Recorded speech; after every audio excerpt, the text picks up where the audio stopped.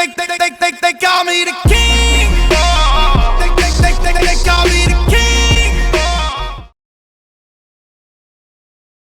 So hey guys, TWB here, and today we're going to be talking about some Street Fighter V story and lore, and what I have seen in the actual little mini story modes that we actually have received. So per every story mode, you get 2 fights, or the max I played was 4, but that was Chun-Li's story, which you got to play 4 fights, which you fight Vega like 3 times.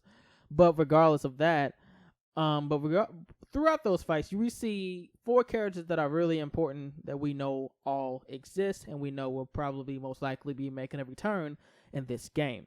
Character number 1 is Juri. Character number 2 is Gaio. 3, C.viper.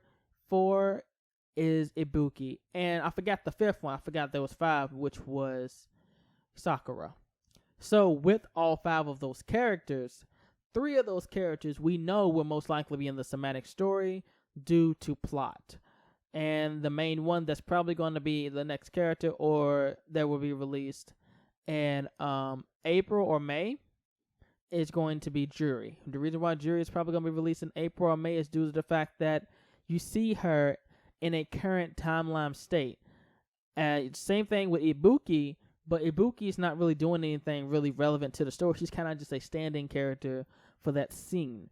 Juri actually has a true plot point of the story, and she says no words during the cinematic drawing, but her face explains everything. It explains everything that possibly or most likely did happen.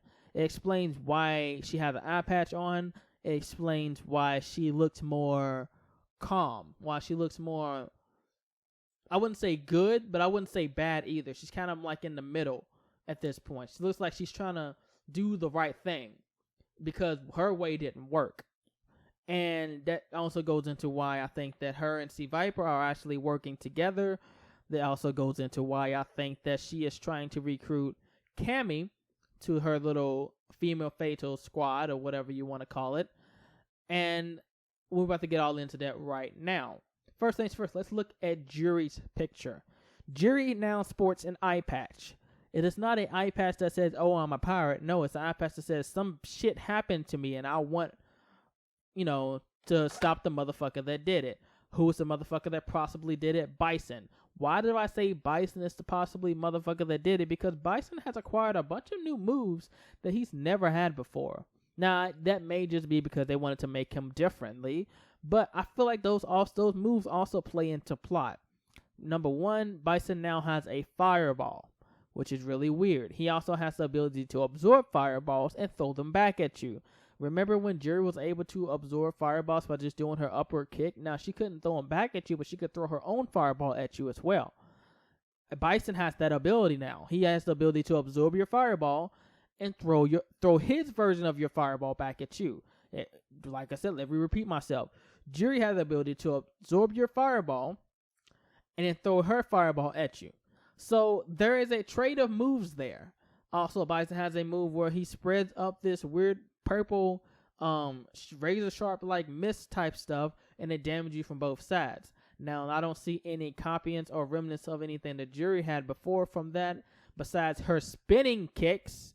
When she would spin, the pink purplish mist stuff would go around her feet. So that's also, in my opinion, I may be looking a little bit too hard into this, but it seems like that's also a trade-off from something that he stole from Juri. Also, Juri has an eye patch, which I said in the very beginning of this video, but that eye patch is telling me that Bison took her eye and that she failed to defeat Bison. Now, we also see, I'm not trying to spoil anything for anyone, so if you don't want any spoilers, skip this next part, but we see in Nikolai's story mode that Nikolai kills Bison and absorbs his power. Then Nikolai goes back in time and kills himself and then absorbs his own power. So Nikolai has a big part of the story. We just don't know what his part is just yet. And with that being said, let's get on into C.viper. C.viper seems to be working with Juri. Why do I say that? Due to the fact that they are sporting a similar attire. Both are wearing a jumpsuit type look. Like, oh, that's just a coincidence. No, it's really not. They both have the suit worn the exact same way. They both have the chest area open. They both have the gloves, similar looking gloves on. And they both seem to be a part of the same group. Only thing different is that instead of hers being purple like Juri's, hers is brown. Juri's is purple. Juri seems to be kind of the leader of this renegade group because of the way that Juri looks and the way she's presented. And I know I may be reiterating something once again, but it really does seem like she is trying to recruit Cammy for something new, because Cammy in her story mode also mentions that her friend is still not safe, and that she still has to protect her, and that will be her job. So in order for her to protect her, what is Cammy going to need? Help, because Cammy cannot handle all this stuff by herself. Hell, she got whooped. She got her ass kicked by the two people that I think are trying to recruit her right now, which is Juri and C.viper.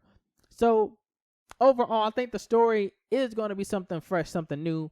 And for those who do not know, I will make a video about this next. It's not going to be a very long video, not as long as this one. But Street Fighter V is a reboot. So for those who don't know that, I will go into more detail on that in my next video. But if you guys enjoyed this video, please give it a like. It will tell me that you guys like this type of content, and that y'all would like to see me do more of it. And I'll see you guys in the next one, and I'm out. Do they really got your back? Do they really got your back?